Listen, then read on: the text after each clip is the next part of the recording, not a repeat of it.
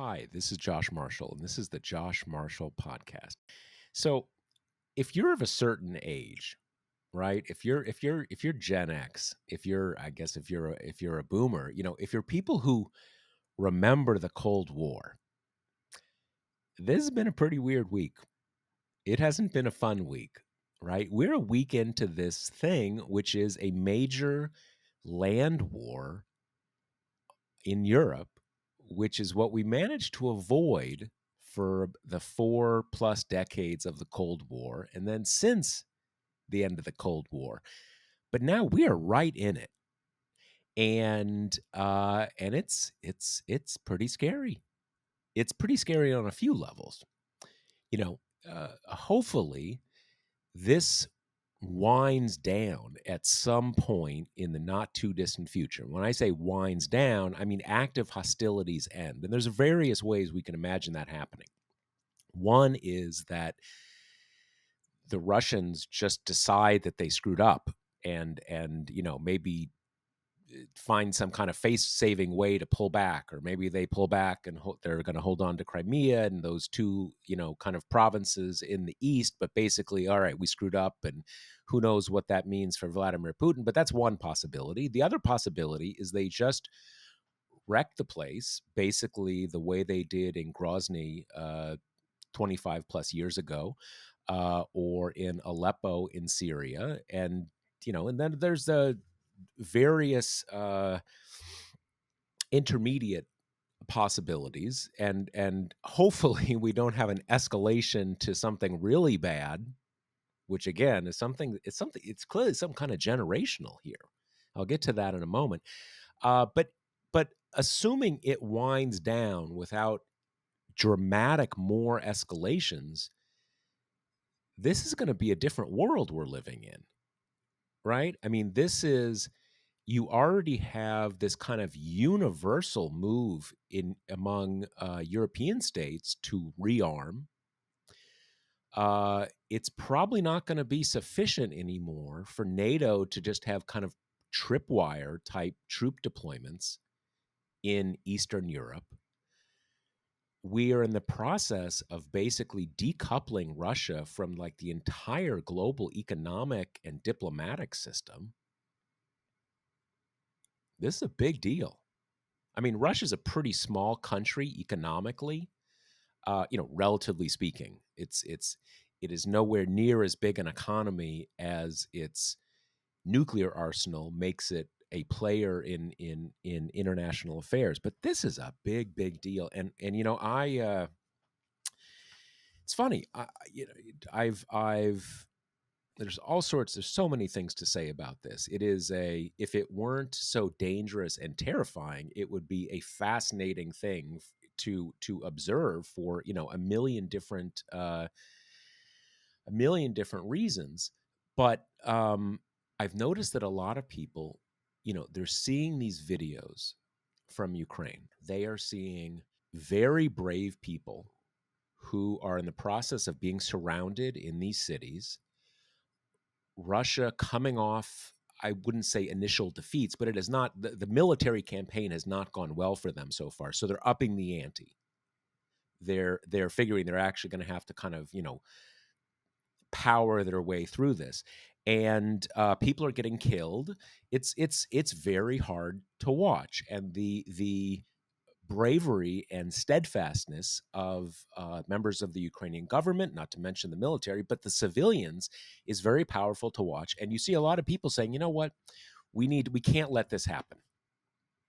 We need to go in and declare a no-fly zone or something, because we can't let this kind of butchery happen. Now, I understand the sentiment, but I'll tell you, this is really an example that the American public has very little living memory of the U.S. military fighting a peer military. Now, what we've seen from the Russian military over the last week has not been terribly impressive. Still, this is not the Iraqi military. It's not the Serbian military. It's not Libya. This is a world-class military with a big nuclear arsenal, right? people seem to think like, what is a no-fly zone? It's like a force field we put up. Like when we decide, okay, it's like we call a timeout or something when the things we're seeing on TV get too weird, right? I mean, to state the obvious, a quote unquote no-fly zone is a declaration of war. We would go in there and say, we will shoot down any planes you put in the sky. That's direct military confrontation. We will also have to blow up everything you have on the ground that can threaten our planes. I mean, you might as well just say, look, we are, this is not okay. So we're just going to come in. We're going to push you back into Russia from Ukraine. Now, my understanding of these military matters is that we could probably do that in conventional terms. We've got a better military. We've got a bigger military. We've got better weapons. And again, it's still an interesting question. What exactly has gone on with the Russian army over the last week? I think the best. I mean, some of it is probably this whole idea that after the nadir of the Russian army in the 90s, that it's sort of reformed and gotten more lethal and blah, blah, blah, blah, blah, that's maybe not as true as we thought. Having said that, what it really seems like is that Russia, Vladimir Putin, seems like a pretty tight circle running things there now, had the sense they could do kind of like a shock and awe campaign in Ukraine and it would fall apart. And so you could kind of do this on the cheap, right? You toss in a lot of rockets, a lot of scary explosions, and everybody just kind of gives up. And when that didn't happen, they didn't have the plan in place to have a sort of a full coordinated invasion like they're probably going to do now. In addition to that, but there's other things too. They're having lots of like logistics breakdowns, right? When you have a modern army, and the Russian army is fundamentally an armored force, tanks, armored personnel carriers, stuff like that. It's a land army. You coordinate that stuff with air support, with logistics. It is a very, for those of us, and I include myself, and I'm far from any military expert, it's a very complex thing. It's not just about personal heroism and bravery, kind of hand-to-hand combat or something like that. It is there's lots of different stuff. And yet what we've seen is you have tank formations or even just, very small armored formations out on their own without air support or out on their own ahead of their logistics backing, right? So you run out of gas. You have armored formations that don't have air, lots of kind of disorganization. And the Ukrainians have made the most of that, not only militarily, but also in the sort of the propaganda battle. That look at them, they're holding up against the Russian army. The other thing, and I mentioned this in a post I did yesterday or the day before, the additional thing is that it now seems like the Russian government, perhaps, the Russian general staff, didn't inform their army until the last minute that there was actually going to be an invasion. Now, you have all sorts of operational secrecy. You don't just tell every private, like, all right, we're going in at, Thursday at 9 is the go. But it's very critical in this kind of situation that you need to prepare your army for what you're going to do. You need to prepare them both operationally, like, look, we're going to invade, or there's a very good chance we're going to invade. So everybody needs to get ready. Everybody needs to, think about what you need to do. And when you get into the officer corps, everybody's got to do their planning and this kind of stuff. And then you also need to prepare them from a morale point of view, right? To get ready. You're gonna kill people. You're gonna have friends who, all that kind of stuff, right? But it seems like they didn't really do that. That a lot of this army that was gathering around Ukraine and in Belarus on the border of Ukraine, they didn't know this was going to happen. And so that also seems to have played into the fact that it hasn't gone that well, and the disorganization. Um, but for those of us, I mean, Russia has a big nuclear arsenal. It has the tactical nuclear weapons. Those are the ones you use in actual, kind of combat. Although it's always been kind of a question, how much can you use nuclear, battlefield nuclear weapons? Is that really plausible? But they've got theories of how to do it. We have them, they have them. And then there's the strategic ones, the world enders. The 1,000+ nuclear weapons that you have in reserve that we will obliterate your whole country as our kind of final card. And we both have that final card. Those of us who live at least some of our lives during the Cold War, we remember this stuff, right? It's scary as shit. This isn't kind of like, oh, like the war could affect me. This is like the whole world I know could be ended by this. It's serious stuff. And I'm struck by, and I'm curious how much I've seen some indications that it's generational. Not that the young folks like Kate, or I don't know, I have no idea what Kate's opinion of this is, but not that young folks are kind of wanting to go to war, but at least they don't have that recollection of what what living during the Cold War was like. And it's funny, for those of you who are old enough, it occurred to me yesterday that if you're under 40, you have no memory of the Cold War. And a lot of the population's under 40. So that's happening. And I think for what I've had various people ask me this.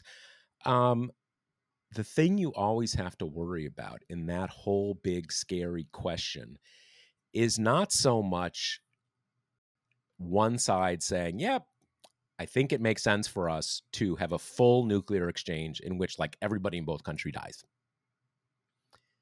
But you can have misunderstandings, and you have uncertainty, and one side's not sure what the other side's doing, and no one, it's uncertainty and mistakes and miscalculations that you have to worry about. I don't want to freak anybody out. I think this will be okay.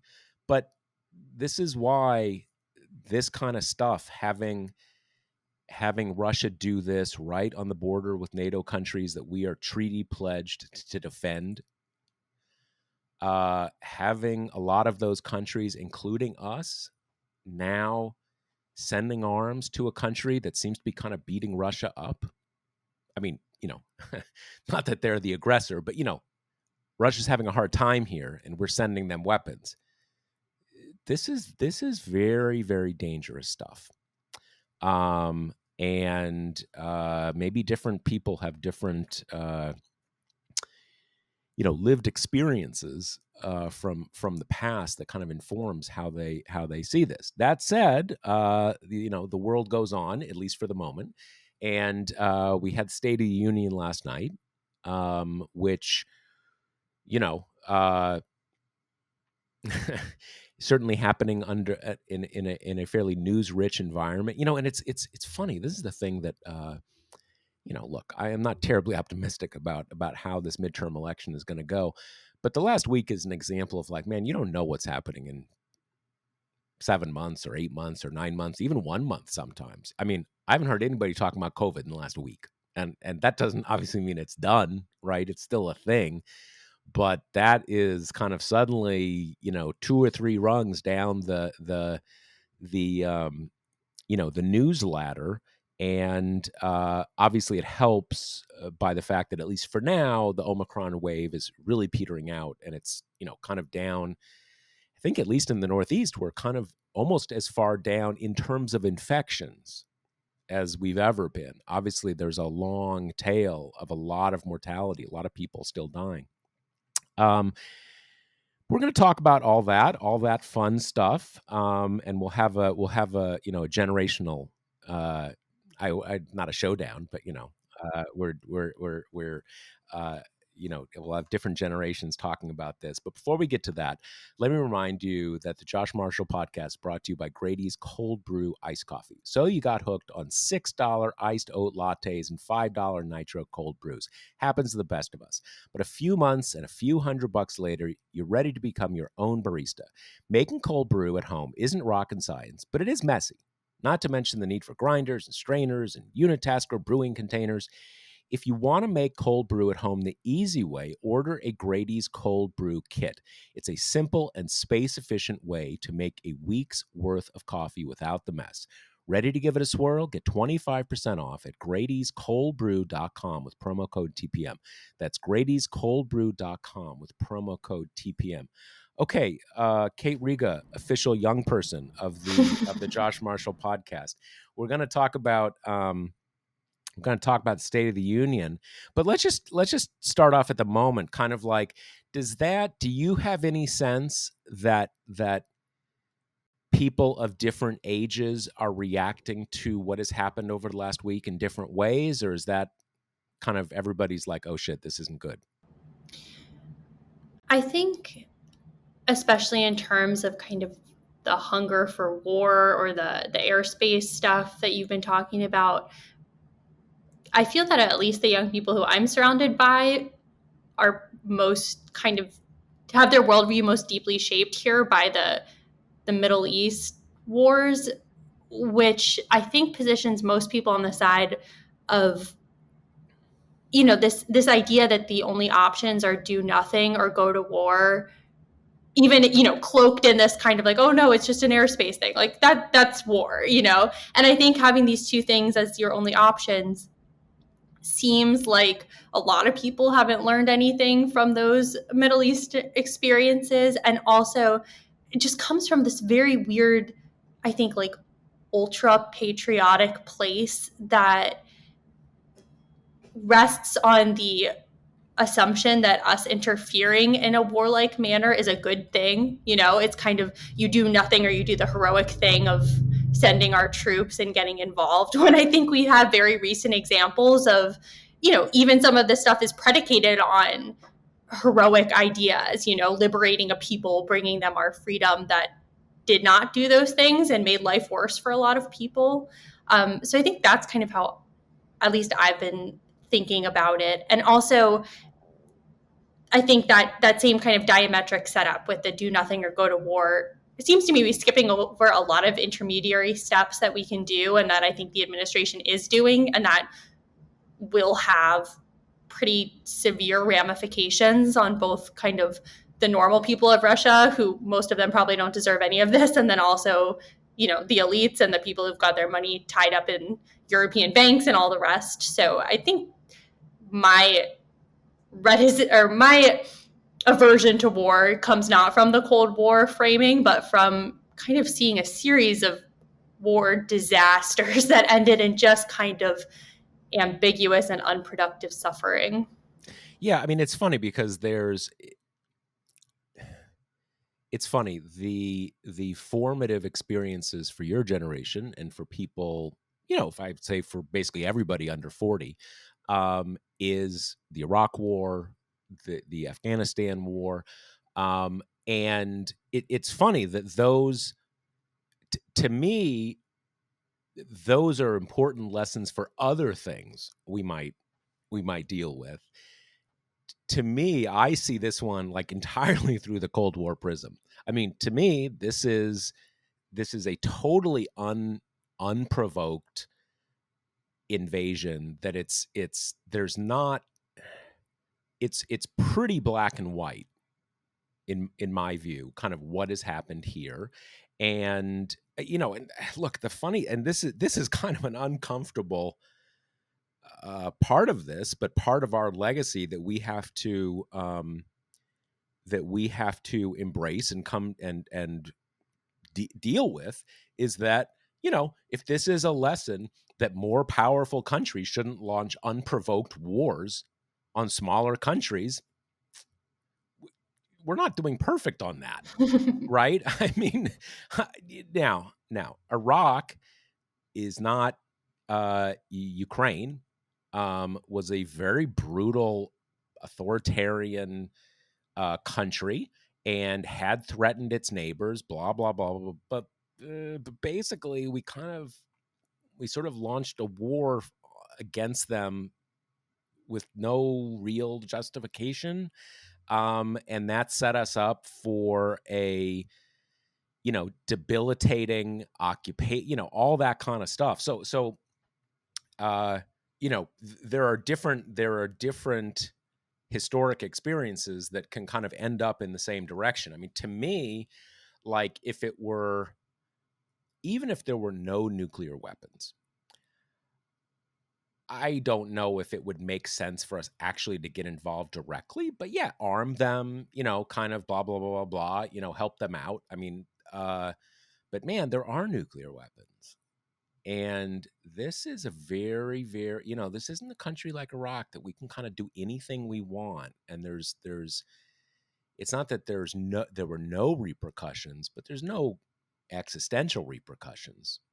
So it's interesting. And it's funny you say with, the kind of the people reacting with patriotic fervor. What I have seen is a lot of people who I'm used to hearing about them talk about forever wars and, the military industrial complex and stuff. And suddenly they're like, oh, I've had enough with Vladimir Putin. We got to get in there and kick his ass. I'm like, dude, what are you talking about? Like, what is, which part of the nuclear weapons thing do you not remember? So, I'm sure there are many, it's not clearly not just generational. But there are different generational experiences, which in this case, and for some people can lead in a similar direction. And I'm not saying we should, I mean, just for our listeners, I'm not saying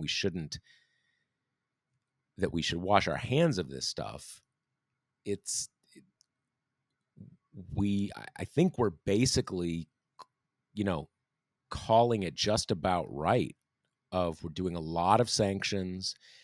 We are, bringing in, we're basically rearming the Ukrainians. But even those things are dicey.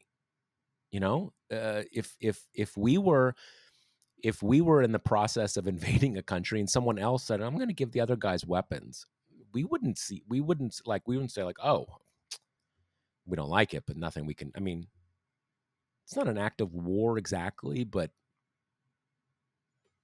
it's right up at the edge. Yeah. I mean, and to be clear, when I say the patriotic fervor point, I am talking about the people who are just kind of putting an air war in terms of like, on the same page as sanctions, like just another thing you can do, you know what I mean? And the other piece of this that I think is important is, how they say Vietnam was the first televised war. This is kind of the first real live streamed war. And I think that is having a big effect because it's hard to talk about war and its ramifications in abstract terms when you're forced to kind of see the misery and the damage that it causes. And in this case, I think that's been a really helpful tool for the Ukrainians to kind of build up global support nearly, because it is, like you say, I mean, this one really is fairly black and white. It was an unprovoked attack. So they've already kind of gotten all that on their side. But I do think it is kind of affecting how people are talking about America considering military intervention, and why I think there's been so much talk about this kind of, we'll shoot down the planes thing, and insistence on kind of exposing that for what it is, because it's much harder to kind of be all gung-ho beating the drums of war when you see pictures of little Ukrainian kids huddled in the metro underground, or a rocket launched in a playground, or any of those images, which we don't even know the veracity of most of them, but they all kind of drive in the same direction, and I do think give rise to the reality, which is what these people are living on the ground. Yeah, and there's it's funny because there's obviously a whole complicated and tendentious but also very real debate about shit like this happened in Syria. Far, Mm-hmm. far worse stuff happened in Syria. I mean, this is, there have been relative to other recent wars, certainly relative to other recent wars Russia has fought, civilian casualties and fatalities have been fairly limited so far. So why is it? And people kind of were willing to kind of say, "Oh, that sucks for the Syrians," but like, sorry. And some people say, "Well, that's racism. Their lives just don't count to people as much." Um, and that is definitely one part of it. Um, there is another part of it, and I think this is certainly at play in Europe, that the lives, the culture, the whole what people look like, which is that racism? Yeah, partly racism, but there's also just a sense of everybody experiences things more closely in societies with people who seem like them, not just look like them in terms of their skin tone, but live in a similar area. In some cases, speak related languages, all this kind of stuff. So, all of those things are in play, and they're working to the advantage of. I mean, and look, there is one part of this, and this is just it's what I said. It's racism. It is the sort of the overhang of imperialism, that there is a an assumption that a lot of people have that isn't even necessarily an assumption of that they approve of. It is just what they're used to, that there's just other parts of the world where this stuff happens, Mm-hmm. but it doesn't happen in European countries. And there's always, it's funny because for the last 60 or 70 years, that's kind of been part of Europe's brand, right? We don't have big land wars. We have all these ministerial meetings that work things out, and we're economically interconnected. Well, recently, sure. But Europe had these two horrendous global conflicts that not only tore Europe apart, but spread from Europe to almost every other part of the world because of Europe's empires. In any case, that is another part of it, and it's playing to the advantage of the Ukrainians. But having said that, what's happening there is real. The fact that people didn't take it as seriously or were not as emotionally engaged with what happened in Syria is not their fault. I mean, it's everybody's fault. It's our fault, kind of, but it's not. There's no logic that they have to take it on the chin just because like people didn't care as much about what was happening in Syria. I mean, it's very real. I mean, you'd be pissed if it was happening in your country. And I'll even say this, the Ukrainians are demanding like a no-fly zone. I probably would too, but like I'm sitting here in the U.S. and my big thing is again not having an out of control escalation between the United States and Russia, and you don't have to be an American not to want that to happen. It's actually in the interest of everybody, and for what it's worth, if you had a nuclear confrontation, it would almost certainly begin with battlefield nuclear weapons, tactical nuclear weapons in the theater of war, i.e., in Ukraine. So, like, everybody has a common interest in keeping that possible kind of conflict bottled up, and that we not even get remotely close to it.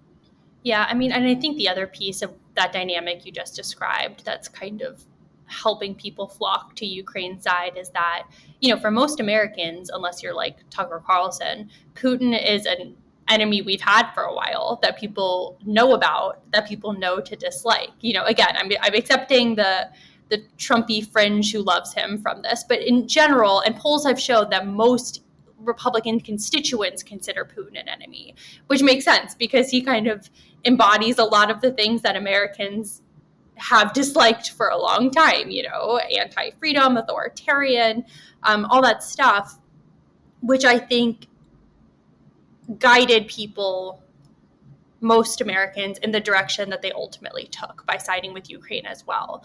it's a character that people already knew, that people knew to dislike, that people knew was bad, that people knew did things like poison his political opponent. So, you already had that factor in place as well.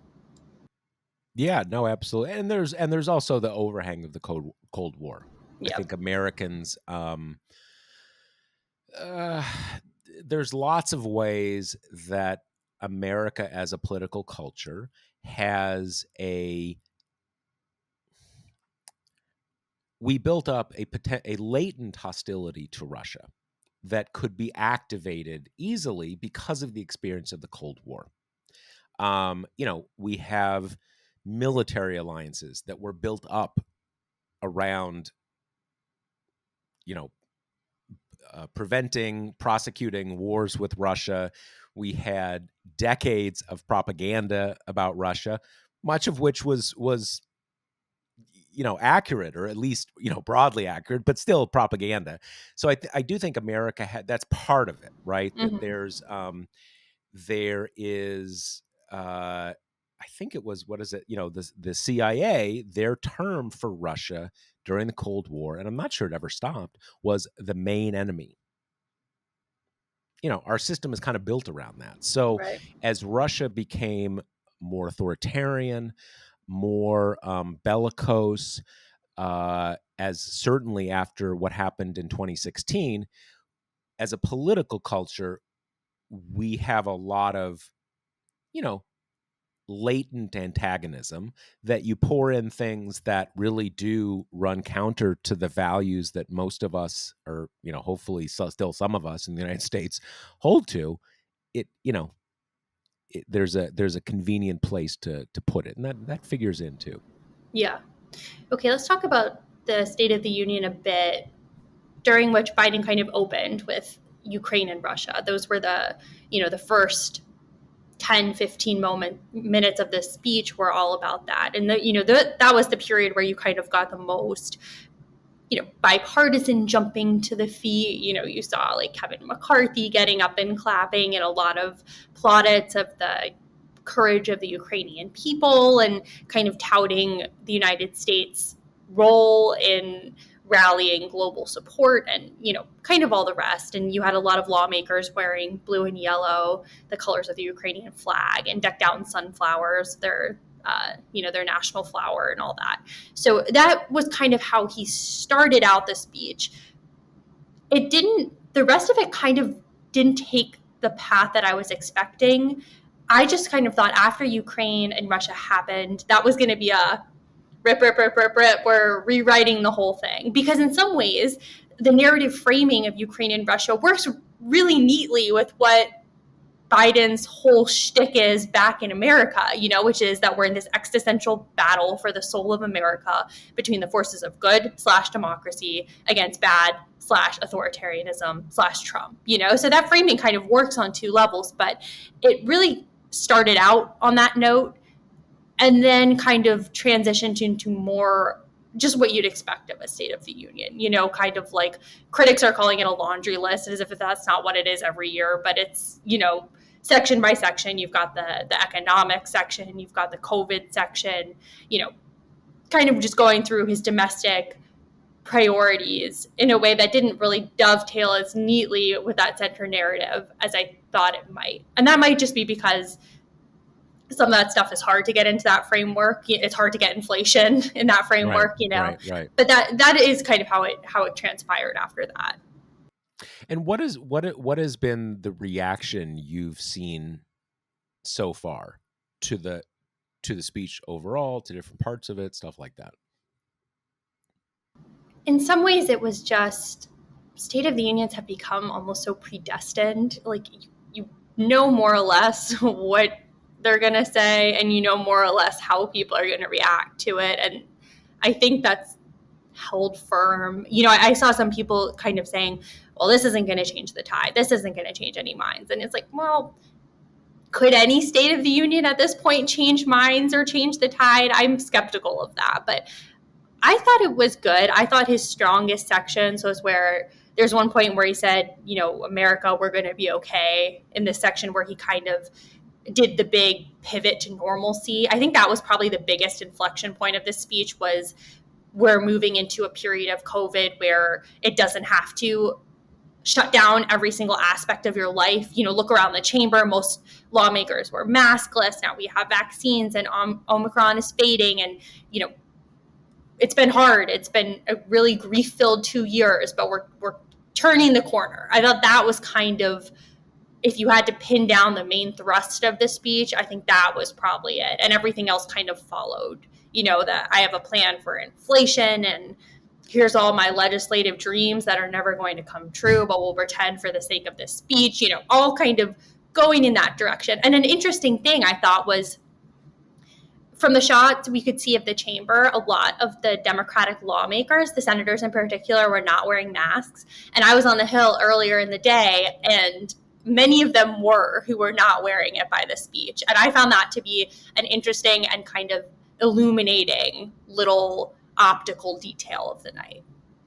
Yeah, I mean, because that is the message that everybody's trying to send now, and it's not just the message. I mean, that they've I guess, the CDC doesn't make directives. They just give sort of like official guidance, but I guess schools now, I don't know exactly all the details, but they're basically saying schools don't necessarily have to have masking, and kind of everything is moving away from masking. And it's we still have the thing that, like, I imagine, and I don't need to imagine, I mean, we have the data on this. You still have lots and lots of people dying from COVID. I haven't checked today, but at least until very recently, it was still upwards of like 2,000 people a day, which is mind-boggling numbers. And yet most of those people are, voluntarily or aggressively unvaccinated. And it's a very difficult thing, but it does become complicated or confusing to explain to other people, or to yourself even, why vaccinated and boosted people should need to keep wearing masks when their risk is dramatically lower. And I mean, this is where it gets complicated. There's not no risk. And when I go to like a supermarket and stuff, I'm still wearing a mask. I don't mind. And I don't want to get COVID. But should it be mandated? In what circumstances? Certainly, I have it easy in as much as nowadays I don't work in an office. So masking for me is, when I go out, it doesn't affect me that much. It affects me as much as I want it to affect me. But it certainly gets to, and this is, I think, where the country is, that the vaccines are there if you want the vaccines, and the boosters are there if you want the boosters. And if you don't, like, what more can we do, basically, to get you to take them? And if you are vaccinated and if you are boosted, assuming you are in, relatively good health, your level of risk is probably one that, okay, it's up to you. Do you, what level of precautions do you want to take not to get COVID? Since it will probably not be that bad for you. Now, obviously, you have lots of people who have health conditions, but they don't need to be convinced to be masked. For them, if anything, it's the reverse, that those people are sort of like, great, now everybody's not masked. That means I can't even go out of the house because I'm immune compromised, because I'm this, because I'm that. But yeah, it is a very, the voluntary non-vaccination and the visible horrible impact of that, what can you say? Yeah. I think another kind of a fundamental weirdness of the speech was that there were points where he very purposefully kind of took a center stand Probably maybe the one that reverberated the most was his defund the police section, where he, said multiple times, no, fund the police, fund the police, fund the police, which, like, obviously every single political consultant in the world has now shared that defund the police is a losing message. So it makes sense. But that was kind of there's a little section of like rebuffing the left. And that was a part of that. And then there was kind of, when he was talking about the bipartisan infrastructure bill, there was a very purposeful, and thank you to my Republican friends who helped us pass it. Those sections, that was kind of remember me, I'm centrist old Joe, I'm not threatening. That's why you elected me. So you had that happening. At the same time, you had Marjorie Taylor Greene and Lauren Boebert tripping over themselves to have their "you lie" moment. Like, they tried so hard all speech long to kind of be the one who got the big, scandalous, throwing a shoe at George Bush moment. And, the one that I think probably resonated the most, because it was honestly, even for those two, just pretty horrific, was when Biden was talking about like burn pits in Afghanistan and how it was causing cancers in soldiers. And he kind of used that to bridge into talking about his son, Bo, who died of cancer. And it was really at that moment that Boebert stood up and said, you put them there, as in you put the Afghanistan soldiers in the flag draped coffins, which is just, again, even for them, pretty grotesque to be kind of heckling someone who's talking about their dead child. Or normally, if you do anything, if you go off key at all when you're talking about dead American soldiers, that's not the third rail. That's like the electric chair, right? Exactly. And not that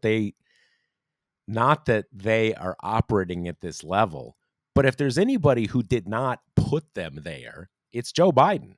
Right. He got the U.S. to, in the face of a lot of criticism, and maybe the manner deserved criticism. I mean, everybody knows where I stand on that.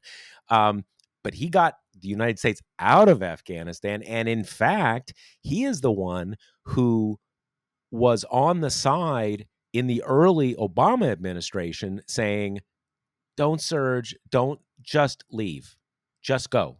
It's done. It's not a good thing. We shouldn't be there. So like, he's been, again, not that they are operating on this level, but you could have, if Barack Obama was still president, you might have said, you put them there because you did recommit to that war. Now, there's lots of other reasons. Maybe he had a good argument to recommit to it. You still shouldn't like heckle about dead soldiers in a State of the Union, but it's weird because if there's almost no one in the elite American political echelon who has been more on the other side of that than Joe Biden. Totally. He's wanted to get out of there for forever. And when he became president, he did. And it cost him a lot. Now, again, the whole debate about how it was done, blah, blah, blah, blah, blah. My feeling is it was always going to be that way, because you can't, you can't pull the plug on that without your puppet government falling. That's just how it is. But yeah, yeah. Yeah. So, I mean, it was just, it's a jarring disconnect, to have Biden kind of using the old school, like, bipartisan comedy lines while you have these two people, like, really who are attending this to both put a spotlight on themselves and to humiliate him at a big moment of his presidency. So that was weird. And then the other piece of it that's weird, and is not going to be weird for anyone who is a casual observer who's watching, but is weird if you're not, is the fact that so many of his policy planks that he kind of touted in that speech would have gotten done if Build Back Better had passed. Like, I almost don't even know what that speech would have looked like if the reconciliation bill was law by this point, because so many of the sections were drug pricing and childcare and long-term care and all the stuff that was in that package, particularly the package that he kind of started out with before it got smaller and smaller and smaller. But well, I think we know what it would be. It would be the exact same speech, except it would be, we did this stuff. Yeah, right. Yay. Yay, we did this stuff. Yay, now your drug prices, now this, now that. We did it. As opposed to, Let's do Here's yeah, let's do it. it. Let's do it in the let's do it at this point when it's clearly hopeless, or at Yeah, least I in the mean, real world. and that piece is odd because there is always some part of State of the Union, right, where a president talks about the stuff they want to get passed that has no political dream of getting passed. Like that is just part of it. And I think that's good. I think people should know what a president stands for, even when there are insurmountable congressional obstacles to getting it done, but then it ends up where it's like just like this kind of sad mix of like universal pre-K, which we were like 2 votes away from getting in this country, and then gun control regulation, which is just never going to happen. And so if you can kind of, I think in the moment of this speech, if you could take yourself back from the political realities, it's kind of like, this sounds pretty good. Like this is a slate of stuff that is popular and that would make people support a Democratic president. And then you just take a deeper look and you're like, oh yeah, not going to happen, largely because of Manchin and Sinema, and then because of, whatever else other Democrats would kind of stand in the way. Yeah, I mean it's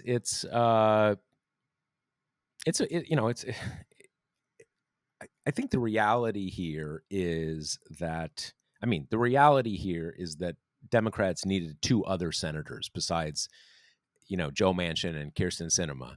The other is that Democrats had a very ambitious agenda Mm-hmm. with 50 votes in the Senate, only 50 votes, which is again basically a tie. And they tried to pass it in a climate in which what the country was focused on was the total discombobulation of the pandemic. The fact that the pandemic kind of came back in the middle of the year while they were trying to do all this stuff. The fact that you have had, I think the most accurate and maybe generous way to put it is that you had a lot of economic wreckage from the pandemic, mostly expressed as inflation. And those are the things that had the public's attention.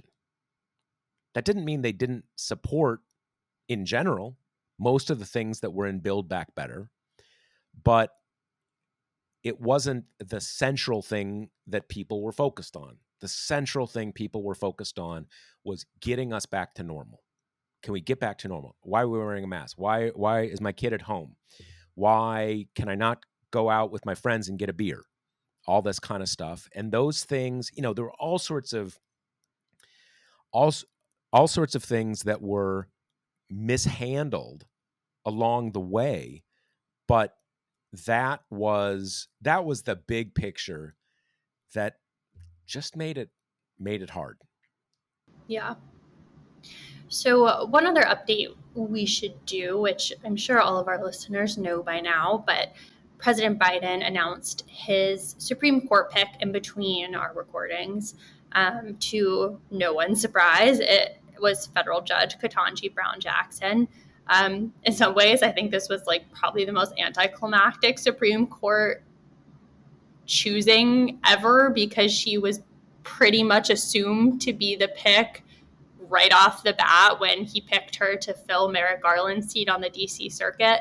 And, for all kinds of reasons, she'd been through the vetting process. She'd been through a full Senate confirmation recently where she got Republican support, has a very kind of classic Supreme Court resume, et cetera, et cetera, et cetera. What was she doing before she went on the DC circuit? What was her immediate previous thing? She was just on a district court, right? Okay, no, I think so, but I lost track of whether she was exactly what the trajectory was. But wasn't it true? There was certainly before Breyer retired that was certainly my impression. But wasn't there some sense that it might be this judge from South Carolina whose name escapes Michelle me at the moment? Childs. Yeah. Yeah, honestly, I never thought so, just kind of because almost as soon as her name came out, you had the progressive rumblings over her history of representing management in some discrimination suits. There was also some, to a lesser degree, but some talk about the fact that she has handed down some criminal justice decisions, so punitive, that they were overturned by later courts. And I think it was just, that's a lot for someone whose name just came out. That's kind of a lot to find right off the bat before you do your kind of deeper dig. And to some degree, I think it was played up a little bit because Ketanji Brown Jackson, as smart and brilliant and all the rest as she is, like, that's kind of boring. She was the pick everyone thought it would be. She is assumed, unless Republicans go totally off the rails, to be kind of a smooth pick, whereas you have drama and tension with Michelle Childs and the fundamental, schism in that this is who Jim Clyburn really, really, really, really publicly wanted, and Biden owes Clyburn his presidency for turning around the campaign in South Carolina. So you have kind of all that stuff. And then you have the next layer of like Lindsey Graham pretending that he would be all on board with a Biden person if only it was Michelle Childs, but now it's a radical leftist, So you had all that dynamic. And then you had Clyburn kind of put rest to it afterwards. He put out a statement, then he held a press call where he basically was like, look, I love Michelle Childs. I'm proud of her. She did incredibly well. But I asked Biden to consider picking a Black woman. He did that. He picked someone eminently well qualified. I offer her my kind of full-throated support. And then as a little consolation prize, now Biden is going to use Childs to replace Ketanji Brown Jackson on the DC circuit, which is widely considered to be, kind of the second highest court in the land. So Clyburn isn't complaining, and I think everything kind of came out in a more predictable way. The real question now is just how far Republicans will go in opposition to her, because in some ways, and I think McConnell's kind of beating out this path, they won. They've got the court already. It kind of makes sense to add a little bit of legitimacy to it by having a bipartisan vote for a Democratic nominee. Mm-hmm. The composition of the court is 6-3 either way. They are set for the foreseeable future, But you've got people like Ted Cruz and Josh Hawley in the process, and who care much more about getting their moment in the sun than contributing to a way of doing this that might be better for the Republican Party overall. Right. I mean, it's one of these cases where if you are, it's hard to say what counts as an establishment Republican now. But let's say establishment Republican as you just want to get reelected and be in the majority, and that's kind of all you care about. That kind of Republican, i.e. Mitch McConnell kind of Republican. That, I mean, as you say, they already have the court. Not just have it, they double have it. Yep. Right? They have it. They have it with padding. So all we're doing here is swapping out our liberals, basically, right? Because one retired, and as you say, if it's since they've already won, it sort of makes sense for them to say, oh, all this stuff about it's all political. We're gonna look at this on the merits and have it be bipartisan, or have some Republicans vote for it. And certainly to the extent that they really go to the mat over it, going totally to the mat, to block a Black woman who is eminently well qualified, it's not, you wouldn't say that would that would be on brand, but why?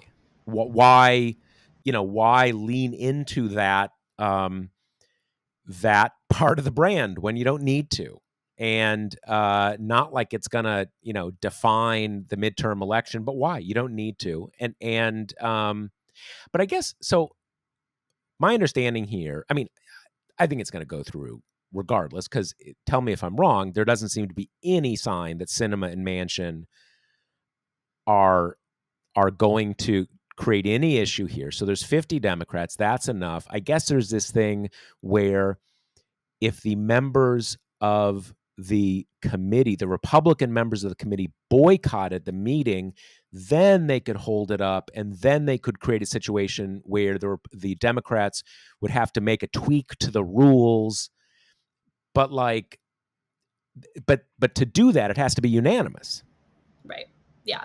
And the only thing of Manchin and Sinema that's kind of come out is, like, at one point anonymous sources were saying that Manchin liked Childs, but not in a way that was kind of like, and he is the only person she will support. It just kind of seems classic Manchin buying into like the idea of bipartisanship that has absolutely no substance behind it. Right. And then on your point on the boycotting thing, I mean, Grassley, who is the ranking member on Judiciary, basically already said he's not really interested in doing that, the boycott thing. And even though we just saw this on the banking committee, there are, I would say the composition of Judiciary, even though you've got some nutsos on it, is like a little more people who care about the legitimacy of institutions. Is Collins or who's on the, like, who are the kind of the standouts from a non-crazy point of view? Yeah. So we got Grassley's ranking. You have Lindsey Graham, John Cornyn, Ben Sass, Tom Tillis sometimes, and then you've got like a bunch of nutsos. But you don't have like Romney or Collins or Murkowski or any of those people, right? But those are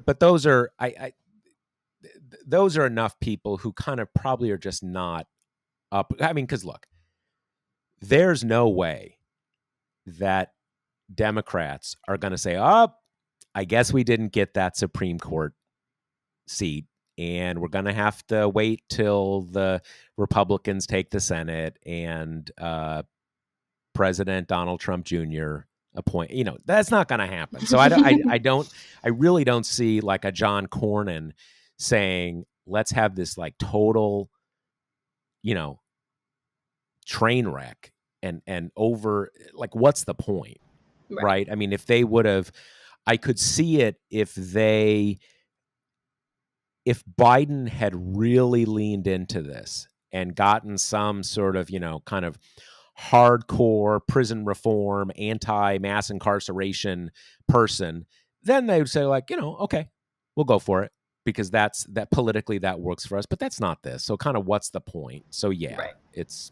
Yeah. I mean, and I think also we've kind of gotten a taste of what the Republican attacks are going to be like at the hearings.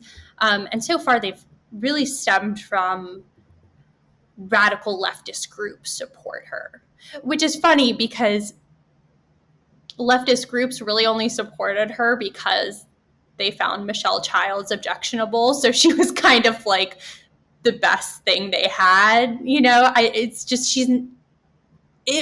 I'm sure they'll try, but I think it'll be hard for them to believably construe Ketanji Brown Jackson as someone who's like far left of the kind of judicial mainstream, because she's really not. And she's had a very quote unquote normal career for someone up for this kind of job. Right. So, you know, we have that ahead. They just released the schedule of the hearing, so that'll be at the end of this month. So the end of March. And so that means we think there'll be a vote early April, more or less, first half of April. Yeah, the goal is meant to have the vote before Easter recess on April 11th. So it looks like they're pretty much on track for that. And I assume I haven't, you know, feels a little awkward saying this only in the context of this vote, but the senator from New Mexico, is he back? I guess it's assumed he will be back soon. Yeah, he's back there. He's back in DC recovering, but he hasn't been back at the Senate. Every update I've heard, like in between the kind of official missives from his office, has gone in the direction of Democrats really aren't very worried. He seems to be recovering well. So it seems that he'll be back. Right. Okay. Well, that is the wrap up for the state, the ungainly and an untidy state of the world. Remember that the Josh Marshall podcast is brought to you by Grady's Cold Brew Iced Coffee. You can get 25% off at Grady'sColdBrew.com with promo code TPM. That's Grady'sColdBrew.com with promo code TPM. And that is a wrap. All right. See you next week. Later. The Josh Marshall podcast is hosted by me, TPM reporter Kate Riga, and TPM founder, editor-in-chief Josh Marshall. The show is produced by Jackie Wilhelm. Thanks to Why Not Jansfeld for our podcast theme song, and thanks to all our TPM members who make this possible. Rate and review us on Apple Podcasts, and subscribe wherever you listen.